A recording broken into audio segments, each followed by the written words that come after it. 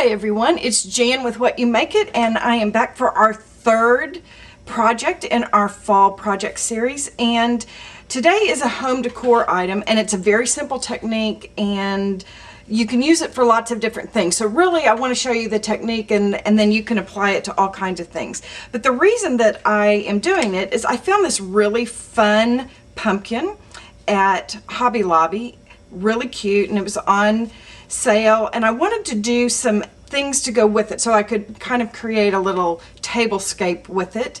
And I wanted some acorns, and I found these, and they're really cute, but they didn't have much color in them. And on the table that I wanted them on, I decided that I wanted to use some color to go with this. So what I'm going to do today is I'm going to dress these acorns up just a little bit, and this is what I ended up with. And you'll see that by doing some stamping is what I've done.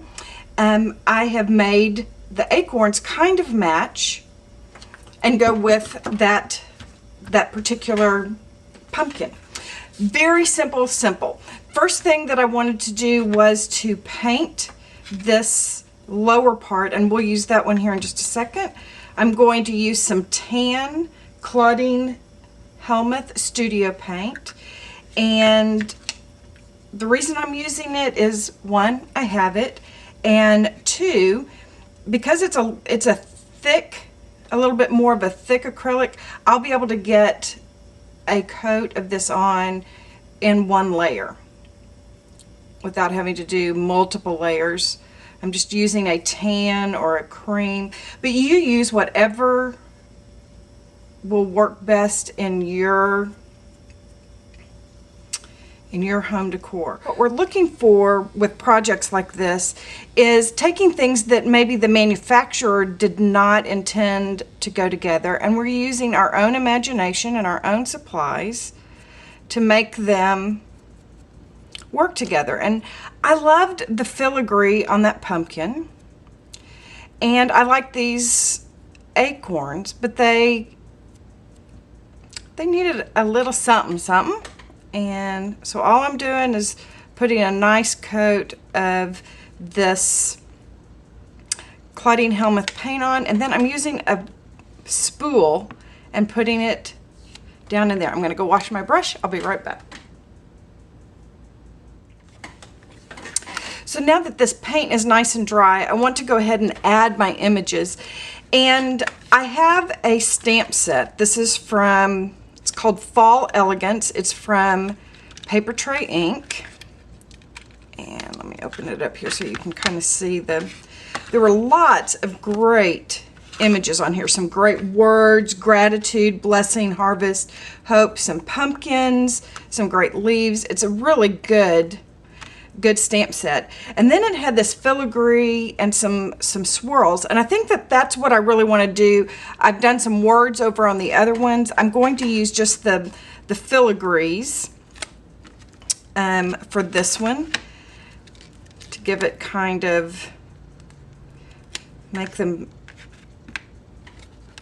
work well with each other. And you know, I probably could put this in and do this, but when you're working with a round surface, sometimes that is a little hard. I use tissue paper that will basically disappear into whatever color the background is that I have painted.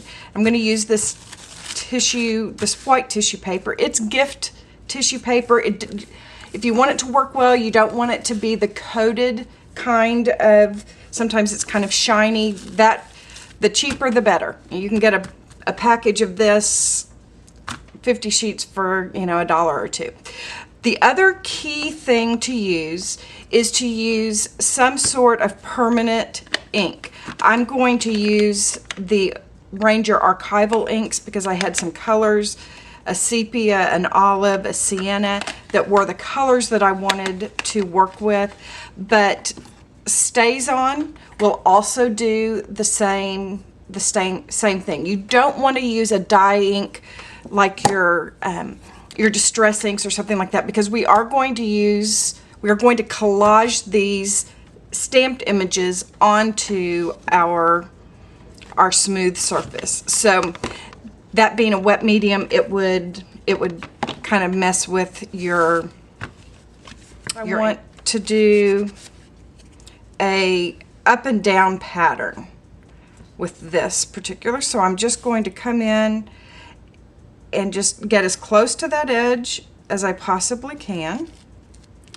And I'm going to do a little bit of a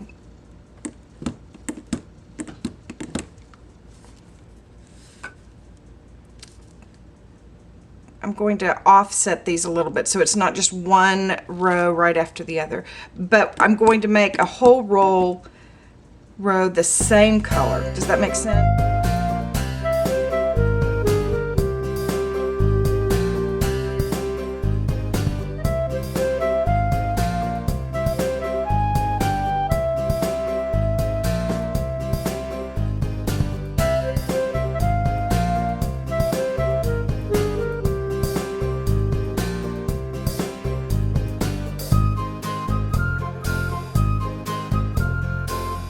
So we want to do a little bit of measuring just to make sure that we have enough to go all the way around and there be a little overlap. So I'm going to come to just about right here and cut that off.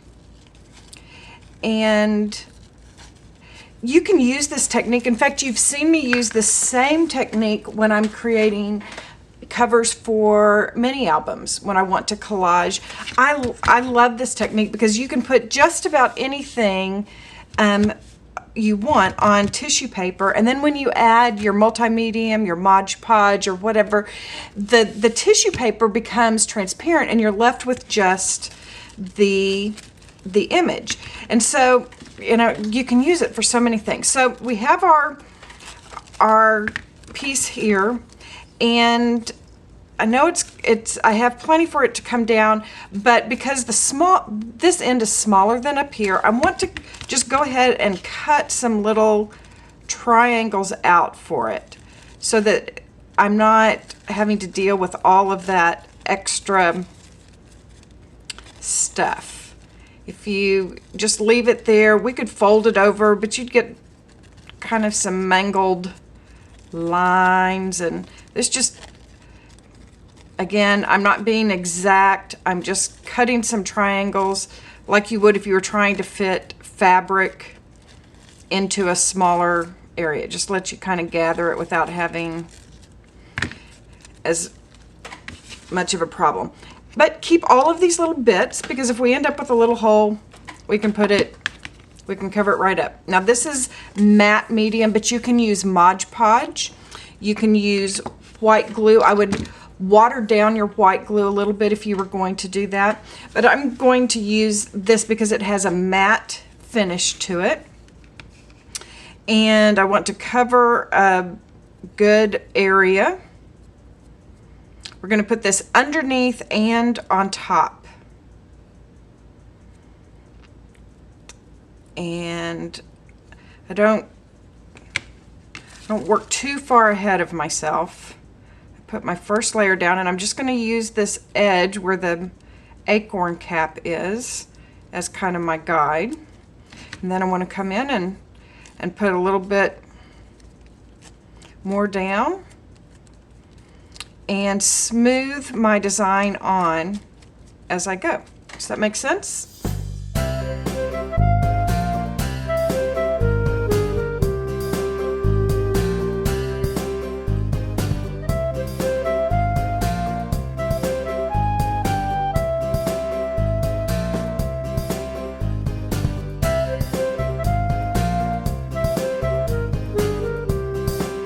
Now I'm just going to smooth towards the bottom.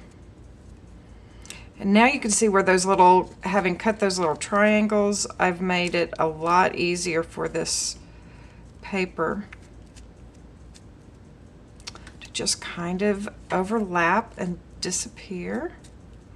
And do you see how you can't even see our tissue paper anymore? The cream or the tan paint that I put in the background is, I'm just gonna come down here and cut a bunch of that off. You all know me, precision crafting when you need to, but when you get the effect that you want, try to make it as stress-free as possible. Now I'm going to go back and I'm going to put one more coat of this everywhere. Just make sure that I've got all the edges down. And that's it. I'm going to let it dry and I'll be ready to set up my tablescape. I hope you will look a little differently. Maybe it's some things that you have that you didn't put out because you thought they were kind of old and tired. Or if you're walking around and you see an inspiration piece, you'll create a few other little things to go with it. Hope you're having a great week and that fall is headed your direction. You take care. Be sure and take some time for creative play. I'll see you later. Bye.